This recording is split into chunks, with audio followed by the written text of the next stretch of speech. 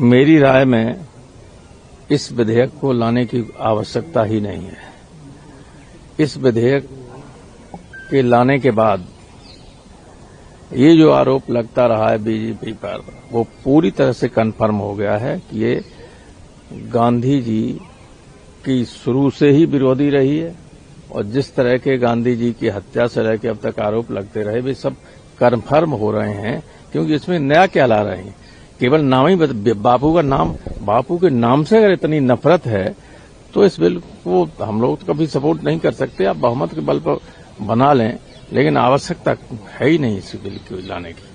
Sir, Omar Abdullah जी ने कहा कि वोट चोरी वाले मुद्दे पे India block nothing to do with, मतलब उनका कोई लेना देना नहीं है। क्या किस तरह से देखने हैं? अब हमें जानकारी नहीं क्या बयान दिया। सुप्रिया सुले भी यही कह रही है। सुप्रिया सुले भी यही कह रही है कि हम भी 4 बार जीते हैं, ईवीएम में कोई गड़बड़ी नहीं है, वोट चोरी नहीं है।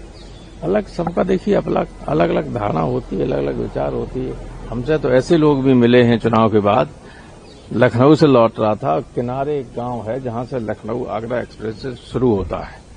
वहां के लोगों ने, मैं पेट्रोल पंप पर पेट्रोल ले रहा था, गाड़ी पे झंडा लगा था, तो आसपास के गांव के लोग आ गए, पहचानते लोग हमें, तो उन्होंने कहा कि साहब हमारे गांव में एक वोट भी बीजेपी को नहीं पड़ा था और निकला एक वोट भी हमारा नहीं, समाजवादी पार्टी। तो इस तरह की जब बातें होती हैं तो कुछ न कुछ तो बात है।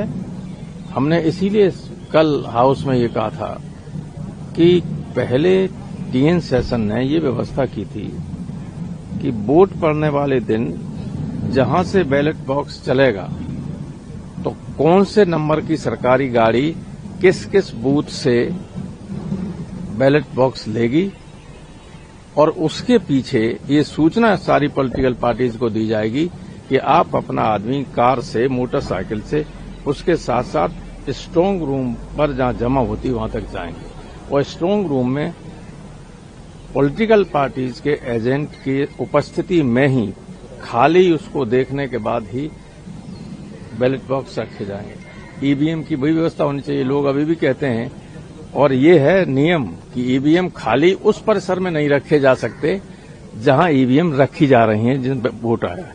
झगड़ा हुआ कि नहीं हुआ कई जगह, इसीलिए तो हुआ। लोगों को संदेह हुआ, करे ये ईवीएम मशीन कहां जा रही, लेकिन ये क्यों ऐसा करते हैं। लोगों का आरोप है कि ये जब रखी जाती हैं ईवीएम और जो उससे जुड़े हुए कर्मचारी, उनका भी कहना है, सेपरेटली आपसे कह, आप पूछें तो बता देंगे कि साहब उस वक्त कुछ ईवीएम जो पहले से तैयार होती हैं उनको रख दी जाती है, उनको अलग कर दिया जाता है। वरना ऐसे कैसे हो सकता है कि पूरा गांव एक पार्टी को वोट दे, उस पार्टी कोई वोट निकले, दूसरे को निकल आए। तो ये संदेह वाली होते हैं। ये जिम्मेदारी गवर्नमेंट की है कि संदेह को दूर करे।